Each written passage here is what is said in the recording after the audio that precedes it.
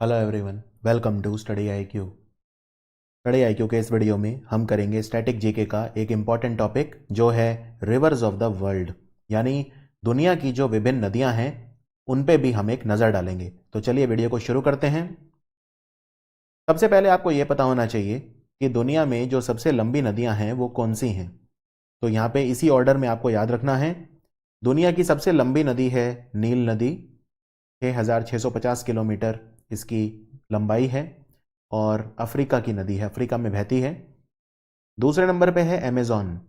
Amazon नदी south America में flow करती है 6400 किलोमीटर, और इन दोनों की आप लगभग अप्रॉक्सीमेट लंबाई याद रखिए, ठीक है। उसके बाद यांगजी रिवर, यांगजी नदी चाइना की है। और अगर आपसे क्वेश्चन पूछा जाए कि एशिया की सबसे लंबी नदी कौन सी है, तो आंसर हो जाएगा यांगजी, क्योंकि चाइना एशिया में आता है। अगर आपसे पूछा जाए अफ्रीका की सबसे लंबी कौन सी है, तो नील। अगर आपसे पूछा जाए दक्षिण अमेरिका की कौन सी है, तो अमेज़न। अगर आपसे पूछा जाए दुनिया की सबसे लंबी नदी कौन सी है, तो आंसर है नील नदी। फिर है मिसिसिपी, मिसूरी, जेफरसन, जो अमेरिका की नदी है। इसे मिसिसिपी बोलते हैं, लेकिन साथ में मिसूरी और जेफरसन नदियां भी इसमें मिलती हैं, तो पूरा सिस्टम जो है उसे मिसिसिपी, मिसूरी, जेफरसन बोलते हैं अमेरिका। जब अमेरिका की बात कर रहे हैं मतलब नॉर्थ अमेरिका। तो अगर आपसे पूछें नॉर्थ अमेरिका की, उत्तरी अमेरिका की सबसे लंबी नदी कौन सी है, तो आंसर हो जाएगा मिसिसिपी, मिसूरी, जेफरसन। येनिसेई, अंगारा, सेलेंगर, ईडर, ये रशिया और मंगोलिया की नदियां हैं, ये 5वें नंबर पे आती है। बेसिकली येनिसाई, अंगारा, सेलेंग और ईडर ये पूरा एक सिस्टम बनाती हैं। फिर येलो रिवर, चाइना की नदी है, येलो रिवर बोलते हैं, ये 6 नंबर पे है। और रशिया की नदी है ओब रिवर, ये 7वीं सबसे लंबी नदी है, ठीक है। तो ये जो 7 नदियां हैं ये दुनिया की सबसे लंबी नदियां हैं, यानी longest reverse in the world हैं। अब एक एक करके हम दुनिया की सारी नदियां पढ़ते हैं। तो सबसे पहले बात करते हैं राइन नदी पे। राइन नदी, ठीक है, और मैं आपको हर नदी का एक मैप दिखाऊंगा जिससे आपके लिए याद रखना आसान हो जाएगा।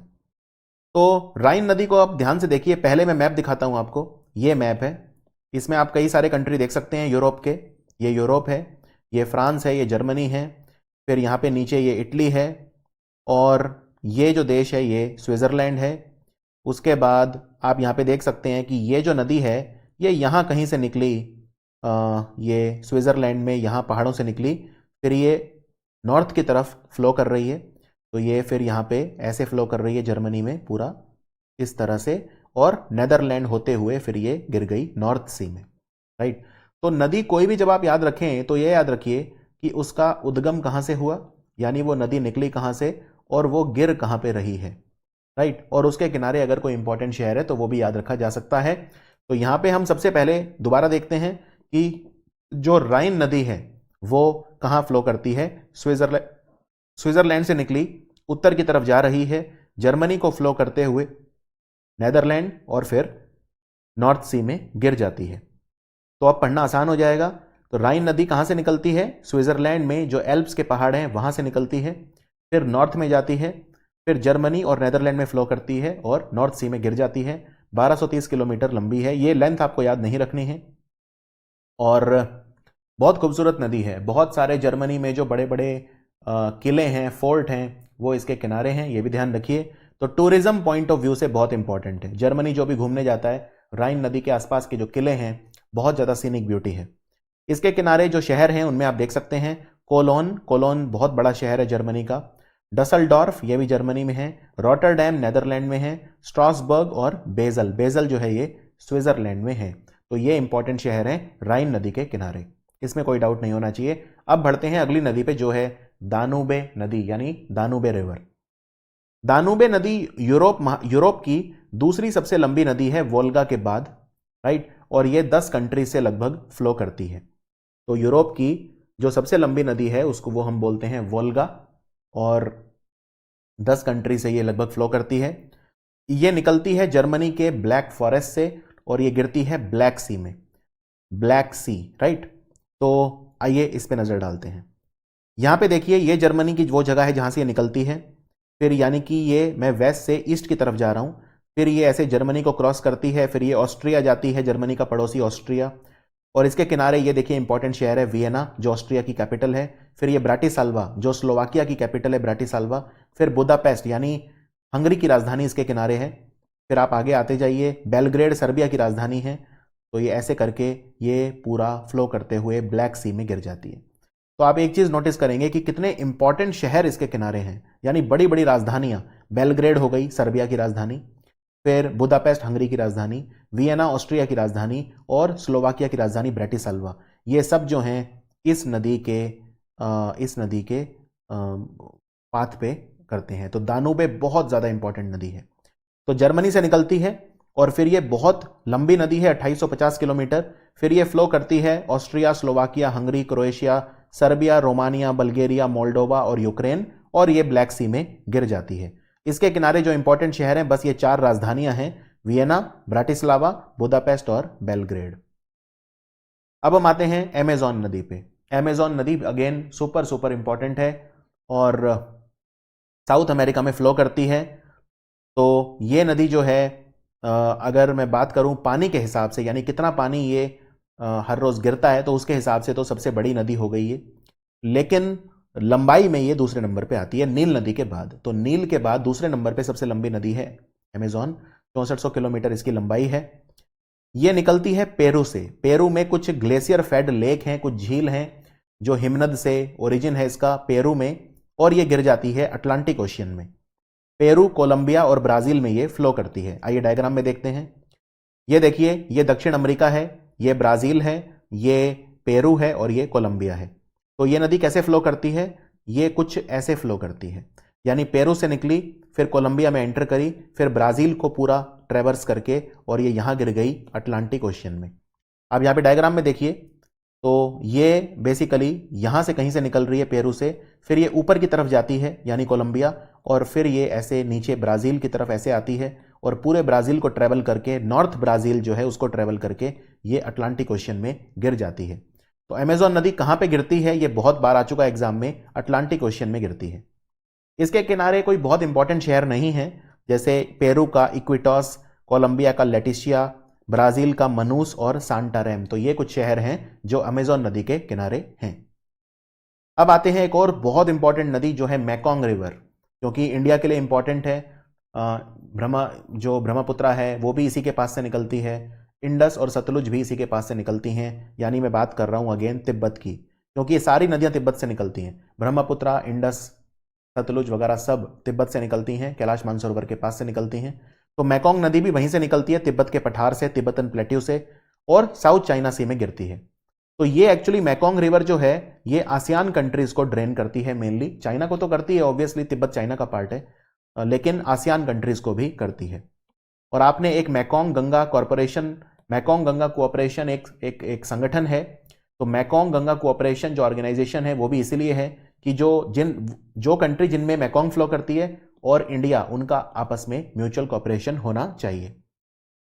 तो मैकोंग नदी बहुत लंबी है, 4350 किलोमीटर, और ये trans boundary river, trans boundary मतलब होता है जब कोई रिवर एक कंट्री से ज्यादा में फ्लो करती है तो हम उसे ट्रांस बाउंड्री रिवर कहते हैं। तो तिब्बत के पठार से निकली, साउथ चाइना सी में गिरी, ठीक है, और चाइना और बाकी आसियान कंट्री जो हैं, म्यांमार, लाओस, थाईलैंड, कंबोडिया और वियतनाम। तो इसके किनारे 2 शहर हैं जो ज्यादा इंपॉर्टेंट हैं, लाओस की राजधानी वियंटियन और कंबोडिया की राजधानी फनोम पेन्ह। आइए डायग्राम में देखते हैं। ये तिब्बत का पठार है, ये हमारा देश है भारत, ये नॉर्थ ईस्ट इंडिया है, तो ये ऊपर तिब्बत है पूरा यहाँ पे। तो ये तिब्बत से निकली और नीचे की तरफ ये फ्लो करती है। तो चाइना को, तिब्बत को क्रॉस करके ये घुस गई, फिर यहाँ पे म्यांमार को छुआ इसने, फिर थाईलैंड, लाओस, वियतनाम और कंबोडिया, और फाइनली ये गिर गई यहाँ पे साउथ चाइना सी में। राइट, ये है मैकोंग रिवर। अब अफ्रीका की कुछ नदियां देखते हैं जो काफी इंपॉर्टेंट है, जैसे नाइल रिवर बहुत आती है, कॉन्गो रिवर बहुत आती है एग्जाम में, तो इन सबको देखते हैं। अफ्रीका के बारे में एक जनरल आइडिया ले लीजिए। अफ्रीका के जो देश हैं कौन कौन से हैं? Egypt, Sudan, Ethiopia, south Sudan, Sudan और साउथ सूडान ये हैं। फिर कॉन्गो के नाम से 2 देश हैं, एक तो है रिपब्लिक ऑफ कॉन्गो, ये छोटा देश है, लेकिन जो बड़ा देश है जिसे पहले जायरे बोलते थे, तो कॉन्गो नदी का एक नाम और है, कॉन्गो नदी को पहले जायरे बोला करते थे। तो ये देश जो है इसे भी हम डेमोक्रेटिक रिपब्लिक ऑफ कॉन्गो ना बोलकर जायरे बोला करते थे। राइट, फिर यहां पे और भी कंट्री हैं, लिबिया, अल्जीरिया, मोरक्को वगैरह। तो ये एक अफ्रीका का बेसिक आइडिया ले लीजिए, इससे पहले आप अफ्रीका की नदियां जो हैं उनको पढ़ना शुरू करें। तो सबसे पहले हम पढ़ते हैं सबसे इंपॉर्टेंट नदी जो कि है नील नदी। ठीक है, नील नदी। नील नदी के बारे में आइए पहले मैप पे देखते हैं, फिर काम आसान हो जाता है। अब हम ईस्ट अफ्रीका की बात करते हैं। ईस्ट अफ्रीका मतलब यहां पे मैप पे देखो, इसको अफ्रीका को मैं दो हिस्सों में डिवाइड कर दूं तो ये वाला पार्ट हो गया वेस्ट अफ्रीका और ये वाला पार्ट हो गया ईस्ट अफ्रीका। अब मैं आपको ये वाला जो एरिया है ये जूम करके दिखा रहा हूं, ये जो एरिया कलर कर रहा हूं मैं ईस्ट अफ्रीका, इसे मैं जूम करके दिखा रहा हूं। ठीक है, ये मैंने कर दिया जूम। अब यहां पे ध्यान से देखो, ये जो है ये है लेक विक्टोरिया, ये बहुत बड़ा लेक है लेक विक्टोरिया। तो लेक विक्टोरिया से ये नदी निकल रही है, ये है वाइट नाइल, इसे बोलते हैं वाइट नाइल। ठीक है, ये वाइट नाइल ये ऐसे ऊपर चली गई, यहां भूमध्य सागर में गिर गई, यानी मेडिटेरेनियन सी में। लेकिन इसको मैंने वाइट नाइल क्यों कहा, इसको मैंने सिर्फ नील नदी क्यों नहीं कहा, सफेद नील क्यों कहा? क्योंकि अगर आप यहां पे देखें, यहां पे भी एक झील है, ये देखिए, यहां से भी एक नदी निकल रही है और इसमें मिल जा रही है। तो ये नदी कौन सी है? ये है ब्लू नाइल। यानी कि जो नील नदी है वो दो नदियों से मिलकर बनी है। एक तो है वाइट नाइल, जो मुख्य धारा है वो है वाइट नाइल, लेकिन ये जो लेक टाना से निकल रही है यहां पे, ये है ब्लू नाइल। तो ये नील नदी है और आप देख सकते हैं कितने सारे कंट्री से ये निकल रही है। ये यहां पे कितने सारे कंट्री हैं जिनमें ये फ्लो कर रही है। तो बहुत सारे कंट्री हैं, इनके मैं आपको नाम बताता हूं, फिर मैप में हम कोरिलेट करेंगे। तो आइए नील नदी की बात करते हैं। नील नदी जो है ये नॉर्थ की तरफ फ्लो करती है, ये तो आप समझ गए होंगे, दक्षिण से ये उत्तर की तरफ जाती है। सबसे लंबी नदी है, 6500 किलोमीटर से भी ज्यादा, 6650 किलोमीटर एग्जैक्ट इसकी जो है लंबाई है। ये निकलती कहां से है? ये जो है अब डिपेंड करता है, व्हाइट नाइल की बात हो रही है कि ब्लू नाइल की बात हो रही है, लेकिन इन जनरल ये लेक विक्टोरिया जो है वहां से निकलती है और गिर जाती है मेडिटेरेनियन सी में। मेडिटेरेनियन सी जो है भूमध्य सागर, ये अलग करता है अफ्रीका को यूरोप से। तो कौन कौन से कंट्री को ड्रेन करती है ये? Tanzania, Uganda, Rwanda, Burundi, democratic Republic of Congo, Kenya, Ethiopia, Eritrea, south Sudan, Sudan और इजिप्ट। इतने सारे कंट्री हैं, राइट। यहां पे मैप पे आपको रिलेट करते हैं पहले। तो यहां पे आप देख सकते हैं ये तंजानिया से शुरू हो गई, यहां पे लेक विक्टोरिया जो है ये दो तीन कंट्री के बॉर्डर पे है, उनको एनकैप्सुलेट करता है। तो यहां पे आप देख सकते हैं तंजानिया, रुआंडा, बुरुंडी और युगांडा। तो यहां से ये निकल के फिर साउथ सुडान, फिर सुडान, फिर ये पूरा सुडान है इतना लंबा, ये इजिप्ट हो गया और फिर ये मेडिटेरेनियन सी हो गया। तो नाइल रिवर जो है वो दो धाराओं से मिलकर बनी है, एक है व्हाइट नाइल और एक है ब्लू नाइल। ये ब्लू नाइल जो आती है ये साइड में जो लेक टाना है वहां से आती है। ठीक है, ब्लू नाइल लेक टाना इथोपिया में है, वहां से आती है। और जो व्हाइट नाइल है वो लंबी ज्यादा है और मुख्य धारा वही है जो लेक विक्टोरिया के पास से आती है। तो व्हाइट नाइल जो है ये मुख्य धारा है, प्राइमरी स्ट्रीम मतलब मुख्य धारा, लेकिन 80% इस नदी का जो पानी है वो ब्लू नाइल से आता है। ये आपको हैरान लगेगा, लेकिन आप डायग्राम में देखिए, आपको ऐसा लगेगा कि ये व्हाइट नाइल तो काफी लंबी है यहां तक, लेकिन ये जो ब्लू नाइल है, मैं इसको ब्लू कलर में वो कर रहा हूं, ये ब्लू नाइल है। तो ये ब्लू नाइल से 80% पानी नील नदी का आता है। इतना ही नहीं, 80% जो मिट्टी आती है सिल्ट, वो भी ब्लू नाइल से ही आती है। हालांकि मुख्य धारा व्हाइट नाइल है, लेकिन ब्लू नाइल 80% वाटर कंट्रीब्यूट करती है। क्लियर? तो नील नदी के किनारे सबसे इंपॉर्टेंट शहर कौन से हैं? एक है कैरो जो इजिप्ट की राजधानी है, और दूसरा है अलेक्जेंड्रिया। अच्छा, ये दोनों व्हाइट नाइल और ब्लू नाइल मिलती कहां पे है? ये सूडान की राजधानी है खार्तुम, वहां पे मिलती है। अगर आप इसको ध्यान से देखें, ये है ब्लू नाइल और ये वाली है व्हाइट नाइल। तो ये कहां मिल रही हैं? ये सूडान की राजधानी खार्तुम में मिल रही हैं। वैसे एग्जाम में क्वेश्चन आया नहीं है, लेकिन कोई बात नहीं, थोड़ा एक्स्ट्रा डेटा हो तो कोई बुराई नहीं। अब हम आते हैं एक और सुपर इंपॉर्टेंट नदी। अक्सर एग्जाम में क्वेश्चन आता है कि कौन सी नदी है जो हमारे इक्वेटर को, यानी कि ये हमारा इक्वेटर है जो हमारी धरती को दो भागों में बांटता है, इसे भूमध्य रेखा भी बोलते हैं कई लोग हिंदी में। तो इसको दो बार काटती है ये नदी। तो ये कौन सी है? कोंगो नदी। क्लियर? कोंगो। तो कोंगो नदी को पहले जायरे नदी भी बोलते थे, और ये अफ्रीका की दूसरी सबसे लंबी नदी है नील नदी के बाद। इसकी लंबाई 4700 किलोमीटर है। ये एकमात्र नदी है जो इक्वेटर को दो बार काटती है, दो बार क्रॉस करती है। निकलती कहां से है ये निकलती है लेक तांगानिका और लेक मवेरू के पास से, और ये लुआलाबा नदी को ड्रेन करती है, फीड करती है। फिर ये लुआपुला नदी जो है, यानी लुआलाबा और लुआपुला दो नदियां मिलकर कॉन्गो नदी बनाती है और ये अटलांटिक सागर में गिर जाती है। इसके बेसिन एरिया में कौन कौन आता है? डेमोक्रेटिक रिपब्लिक ऑफ कॉन्गो, क्योंकि कॉन्गो नदी है तो दोनों कॉन्गो कंट्री हो गए, यानी डेमोक्रेटिक रिपब्लिक ऑफ कॉन्गो और रिपब्लिक ऑफ कॉन्गो। फिर Central African Republic, Eastern Zambia, Northern Angola और कैमरून और तंजानिया के कुछ हिस्से। यहां पे देखिए बड़ा आसान है, कोई मुश्किल नहीं है। ये देखो, ये वो लेक है जिसकी हम बात कर रहे हैं, लेक तंगानिका, और इसी के पास में एक लेक है जिसको बोलते हैं लेक मवेरू। इन दोनों से ये निकली, ठीक है, इन दोनों से ये निकली और उसके बाद ये लुआलाबा नदी है। तो यहां पे आप देखिए लुआलाबा नदी जब लुआपुला नदी से मिलती है, लुआलाबा नदी जब लुआपुला से मिलती है तो ये बनती है कॉन्गो, और ये इन सब कंट्रीज को फ्लो करते हुए ये ऐसे यहां पे जा रही है और ये अटलांटिक ओशन में गिर जाती है। ठीक है, तो ये है कॉन्गो नदी। इसमें इतना डिटेल में आपको नहीं जाना कि ये लेक, ये जो दो नदियों के नाम है लुआलाबा और ये सब, इतना नहीं आता, इतना डीप में नहीं जाना। बस कॉन्गो के बारे में आप एक बेसिक आइडिया ले लो कि कॉन्गो नदी को जायरे भी बोलते हैं, ये पहला क्वेश्चन। दूसरा क्वेश्चन, कॉन्गो नदी इक्वेटर को 2 बार काटती है, ये दूसरा क्वेश्चन। और तीसरा, ये कहां गिरती है? Atlantic ocean. एग्जाम में क्वेश्चन ये 3 ही आते हैं। अब बात करते हैं एक और बहुत इंपॉर्टेंट नदी, नाइजर। इस पे भी बहुत क्वेश्चन आते हैं। ये वेस्ट अफ्रीका की नदी है। अभी तो हम ईस्ट अफ्रीका की ज्यादातर बात कर रहे थे। तो ये निकलती है गिनी हाईलैंड इन साउथ ईस्टर्न गिनी, एक कंट्री है गिनी, वहां से निकलती है। फिर ये माली नाइजर को छूते हुए जो बॉर्डर है बेनिन का, और फिर ये नाइजीरिया से निकलते हुए एक बहुत बड़ा डेल्टा बनाती है, नाइजर डेल्टा, और ये अटलांटिक ओशन में गिर जाती है। मैं आपको दिखाता हूं डायग्राम में। ये नील नदी के बाद और कॉन्गो नदी के बाद अफ्रीका की तीसरी सबसे लंबी नदी है नाइजर। आइए देखते हैं। ये देखिए, ये कंट्री है गिनी। सिएरा लियोन कंट्री जो है, इसके बॉर्डर के पास गिनी से निकली, फिर ये ऊपर की तरफ गई और माली की राजधानी बमाको से होते हुए नाइजर को क्रॉस करके माली, ये माली है, माली की ये पूरा नीचे माली है और ये ऊपर नाइजर है। फिर यहां पे ये आई यहां पे, और उसके बाद ये अटलांटिक ओशन में गिर गई।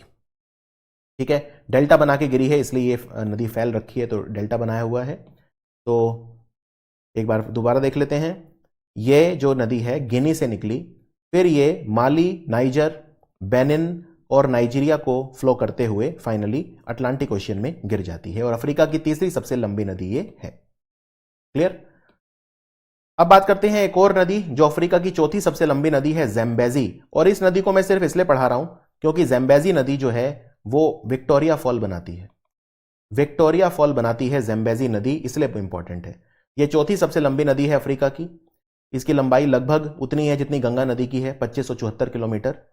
यह ज़ैम्बिया से निकलती है, फिर ये अंगोला, नामीबिया, बोट्सवाना के बॉर्डर पे जाती है, फिर ये जाम्बिया और जिम्बाब्वे के बॉर्डर पे जाती है, फिर मोजाम्बिक, और फाइनली ये इंडियन ओशन में गिरती है। तो ज़ैम्बेज़ी नदी इंडियन ओशन में गिरती है और ज़ैम्बिया से निकलती है। मैप पे देखिए, यहां पे देखिए, यहां से निकल रही है कहीं ज़ैम्बिया से ये, उसके बाद ये इसका रूट है, और ये विक्टोरिया फॉल यहां पे बना दिया इसने। ये सुपर इंपॉर्टेंट क्वेश्चन है कि विक्टोरिया फॉल कौन सी नदी पे है? विक्टोरिया फॉल ज़ैम्बेज़ी नदी पे है, और उसके बाद फिर ये मोजाम्बिक से निकल के इंडियन ओशन में ये गिर गई। ठीक है, बस इसमें इतना याद रखना है। अब चाइना की नदियां जो 2 बहुत इंपॉर्टेंट हैं, यांगजी और येलो रिवर। तो येलो रिवर को हम हुआंग हो भी बोलते हैं। ठीक है, ये चाइना की दूसरी सबसे लंबी नदी है यांगजी के बाद। इसकी लंबाई 5464 किलोमीटर है। यह निकलती है शिनघाई प्रोविंस, वेस्टर्न चाइना से निकलती है, बयान हर माउंटेन से, और बोहाई सी में खत्म हो जाती है। तो आइए इसको मैप पे अप्रिशिएट करते हैं। ये देखिए, ये जो एरिया है इसको बोहाई सी बोलते हैं, ये जो मैं डॉट मार्क कर रहा हूं। तो ये कितनी लंबी नदी है? ये यहां से निकली, पूरा ऑलमोस्ट जो नॉर्थ चाइना है उसको क्रॉस करके, और फिर ये यहां पे गिर गई बोहाई सी में। कितनी लंबी नदी है ये?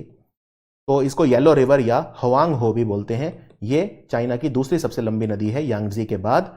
बायन हर माउंटेन वेस्टर्न चाइना से निकली, पूरे चाइना को क्रॉस करके ईस्टर्न चाइना को, और ये गिर गई बोहाई सी में। यहां पे आप देख सकते हैं, ये ऊपर वाली जो नदी है चाइना को क्रॉस करके जो बोहाई सी में गिर रही है, ये हुआंग हो है जिसकी बात हुई थी, और नीचे वाली जो है ये है यांगजी। लेकिन यांगजी नदी जो है ये गिर रही है ईस्ट चाइना सी में, ईस्ट चाइना सी में। तो अब यांगजी रिवर की बात करते हैं। यांगजी नदी सबसे लंबी नदी है चाइना की। ये तीसरी सबसे लंबी नदी है पूरी दुनिया की। इसकी लंबाई है 6300 किलोमीटर। और ये अगर क्वेश्चन आपसे पूछा जाए कि दुनिया की सबसे लंबी नदी कौन सी है जो एक ही कंट्री में फ्लो करती है, तो आंसर है यांगजी। क्योंकि नील नदी तो आपने देखा है कितने सारे कंट्री में फ्लो करती है, राइट। और अमेजोन भी पेरू, कोलंबिया और ब्राजील 3 कंट्री में फ्लो करती है। तो यांगजी नदी लेकिन सिर्फ चाइना में फ्लो करती है। तो ये दुनिया की ऐसी सबसे लंबी नदी है जो सिर्फ एक कंट्री में फ्लो करती है। ये निकलती है तिब्बत के पठार से। एग्जैक्ट लोकेशन है जारी हिल, जो तंगुला माउंटेन्स में आता है, और ये ईस्ट चाइना सी में गिर जाती है। दुनिया का सबसे बड़ा hydro electric project three gorges dam इसके ऊपर है। लगभग 20,000 मेगावाट क्षमता देता है ये हाइड्रो पावर प्रोजेक्ट। तो ये दुनिया का सबसे बड़ा हाइड्रो पावर प्लांट है, थ्री गॉर्जेस डैम। ये यांगजी नदी पे है। तो इसके किनारे जो 2 शहर पूछे जाते हैं वो है वुहान और शंघाई। वुहान और शंघाई। अब मैं आपको डायग्राम में दिखाता हूं, ये देखिए। ये जो नदी है ये चाइना से निकली यहां से तिब्बत, ये तिब्बत जो है इसमें ये इंडिया है, तो ये तिब्बत का पार्ट है, ये तिब्बत है। तो तिब्बत भी चाइना का ही पार्ट है। तो ये तिब्बत के पठार से निकली, फिर ये दक्षिण की तरफ गई, फिर ईस्ट की तरफ गई, और फिर ये गिर गई ईस्ट चाइना सी में। और जो हुआंग हो है वो कुछ ऐसे फ्लो करती है ऊपर, तो वो बोहाई सी में गिरती है, यहां पे गिरती है बोहाई सी में। मैं एक बार दोबारा बना के दिखा देता हूं आपको। वो ऐसे आती है, ठीक है, और ये ऐसे आती है। तो ये 2 मुख्य हैं। ऊपर वाली है हुआंग हो येलो रिवर, और नीचे वाली है यांगजी नदी। तो वुहान शहर और शंघाई एकदम कोस्ट पे, ये दोनों इसके किनारे हैं। अब बात करते हैं अमेरिका की नदी मिसिसिपी। मिसिसिपी को डायग्राम में देखना होगा पहले आपको। ये देखिए, ये मिसिसिपी है, यहां से निकलती है कहीं से, ठीक है। ये लेक है जहां से निकल रही है, और ये पूरा ऐसे अमेरिका में दक्षिण की तरफ फ्लो करते हुए ये यहां पे गल्फ ऑफ मैक्सिको में गिर जाती है।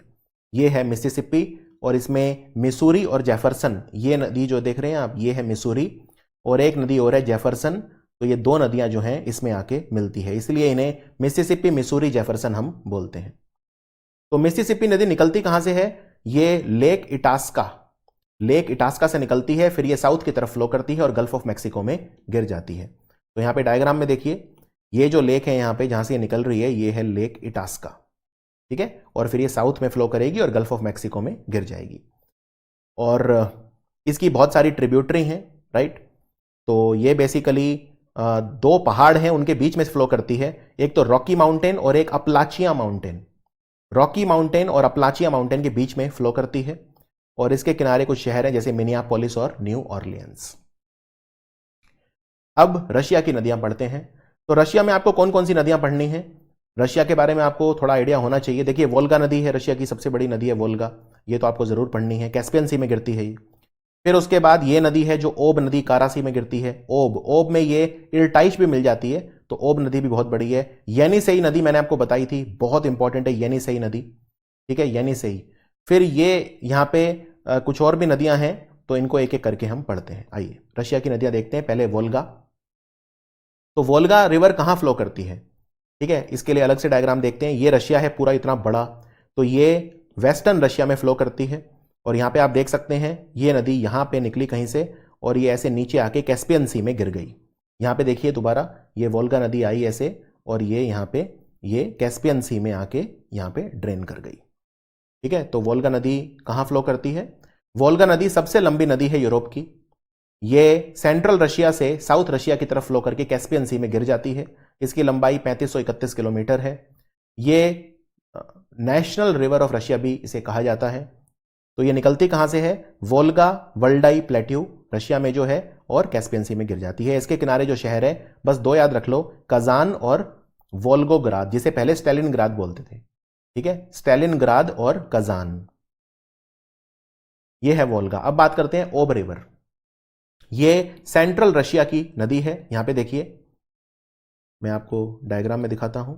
ये मैं इसकी बात कर रहा हूं सेंट्रल, ये तो वेस्ट रशिया हो गया, ये सेंट्रल रशिया हो गया, और ये हो गया ईस्ट रशिया। तो हमें सेंट्रल रशिया की नदी है, ये देखिए ओब नदी, ये नॉर्थ की तरफ फ्लो करके कारासी में गिर जाएगी। कारासी आर्कटिक ओशियन का ही पार्ट है। तो ओब नदी के बारे में, ये सेंट्रल रशिया में फ्लो करती है, ये नॉर्थ की तरफ फ्लो करती है, नीचे से ऊपर की तरफ जाती है, और ये फ्लो करती है साइबेरिया में। ये निकलती कहां से है? अल्टाई के माउंटेन। रशिया में 2 माउंटेन हैं फेमस, एक तो है अल्टाई माउंटेन और एक है उरल माउंटेन। अल्टाई के पहाड़ों से निकलती है और कारासी में गिर जाती है, 3700 किलोमीटर। तो ये काफी लंबी नदी है, ये भी सेंट्रल रशिया की मेन रिवर है। यहां पे आप डायग्राम में भी देख सकते हैं, ये निकली अल्टाई के पहाड़ हैं, ये यहाँ पे अल्टाई के पहाड़ हैं ऐसे, तो ये अल्टाई माउंटेन है, यहां से निकली और ये ओब नदी जो है ऊपर जाके कारा सी में गिर गई। अब बात करते हैं येनिसेई। येनिसेई नदी जो है ये इसकी सहायक नदियों के साथ 5वां सबसे लंबी नदी दुनिया की बनाती है ये, और ये आर्कटिक ओशियन में गिरने वाली सबसे बड़ी नदी है। तो ये मंगोलिया से निकलती है, ठीक है, उसके बाद ये नॉर्थ की तरफ फ्लो करती है और ये भी कारा सी में जाके गिर जाती है। अब हम इसको डायग्राम में देखेंगे। तो ये निकलती कहां से है, ये मंगोलिया से निकलती है और फिर ये नॉर्थ की तरफ फ्लो करती है और ये भी कारा सी में गिर जाती है। ये है येनिसेई। फिर है लेना रिवर। लेना रिवर, लेना भी आपको डायग्राम में दिखाता हूं। ये देखिए लेना, यहां से निकली ये लेक बैकल से और फिर ये ऐसे फ्लो करती है ऊपर की तरफ और ये भी आर्कटिक ओशियन में गिर जाती है डेल्टा बना के। तो ये जो पार्ट है आर्कटिक ओशियन का, इसे बोलते हैं लेप्टोव सी, जहां पे गिरती है इसे बोलते हैं लेप्टोव सी। तो लेना रिवर जो है, ये जो साइबेरिया की नदियां हैं ओब और येनिसी, ये सबसे ईस्ट में आती है। यानी अगर ये साइबेरिया है रशिया का, तो इसमें सबसे जो इस तरफ है वेस्ट की तरफ वो पहले ओब है, उसके बाद है येनिसेई और सबसे इधर है लेना। सबसे इधर है लेना। मैं आपको इसको रशिया के मेन डायग्राम में दिखाता हूं, आपको बड़े आसान हो जाएगा। ये देखिए ये डायग्राम, ये है ओब सबसे पश्चिम में, फिर ये है येनिसेई, राइट, दोनों कारा सी में गिरती हैं, ओब भी और येनिसेई भी, और ये है लेना, ये लेप्टोव सी में गिरती है जो आर्कटिक ओशियन का पार्ट है। समझ में आया? और लेक बैकल के पास बैकल माउंटेन से ये निकलती है। तो ये है लेना रिवर, ये सबसे ईस्ट में आती है। जो 3 ग्रेट साइबेरियन रिवर जिन्हें बोलते हैं, ओब और येनिसेई और लेना, साइबेरिया में फ्लो करती हैं, जो सेंट्रल रशिया का पार्ट है। तो इसकी लेंथ है 4294 किलोमीटर, बैकल के पहाड़ों से निकल के लेप्टोव सी में गिर गई जो आर्कटिक ओशियन का पार्ट है। Very easy. अब हमारा आखिरी नदी जो है टिग्रिस यूफ्रेट, 2 नदियां एक्चुअली, टिग्रिस और यूफ्रेट। तो ये लार्ज रिवर सिस्टम है वेस्टर्न एशिया में, जो पर्शियन गल्फ में अपना पानी डिस्चार्ज करती है। इसमें एक है टिग्रिस और एक है यूफ्रेट, और टिग्रिस और यूफ्रेट के बीच मेसोपोटामिया सिविलाइजेशन का उदय हुआ। यहां पे डायग्राम में देखिए, ये टर्की है, ये जो नदी है इधर वाली ये है टिग्रिस, और ये वाली जो नदी है ये है यूफ्रेट्स। ये देखिए ये यूफ्रेट्स है, और टिग्रिस और यूफ्रेट नदी जो है इनके बीच का जो एरिया है ये, जिसमें मेन पार्ट तो इराक है लेकिन थोड़ा थोड़ा हिस्सा टर्की का, सीरिया का भी है, तो इसको हम मिला के बोलते हैं मेसोपोटामिया। तो मेसोपोटामिया सिविलाइजेशन टिग्रिस और यूफ्रेट नदी से निकली, और ये नदी गिरती कहां पे है, ये पर्शियन गल्फ में गिरती है। ये पर्शियन गल्फ है, और इसीलिए पर्शियन गल्फ के किनारे जो कंट्री हैं हम उन्हें गल्फ कंट्रीज बोलते हैं। तो एक बार हम ये देख लेते हैं कि मेन जो नदियां हैं उनके किनारे शहर कौन से हैं, क्योंकि हर नदी को डायग्राम में दिखाना संभव नहीं था। तो वियना, बेलग्रेड, बुदापेस्ट और बगदाद। वियना दानूबे नदी के किनारे, बेलग्रेड दानूबे, बुदापेस्ट दानूबे, और बगदाद इराक की राजधानी है, तो समझ जाइए टिग्रिस नदी के किनारे है। बैंकॉक जो है ये छाओ फ्राया नदी के किनारे है, छाओ फ्राया। बर्लिन स्प्री नदी के किनारे है, बर्लिन जर्मनी की राजधानी, और कैरो नील नदी के किनारे है।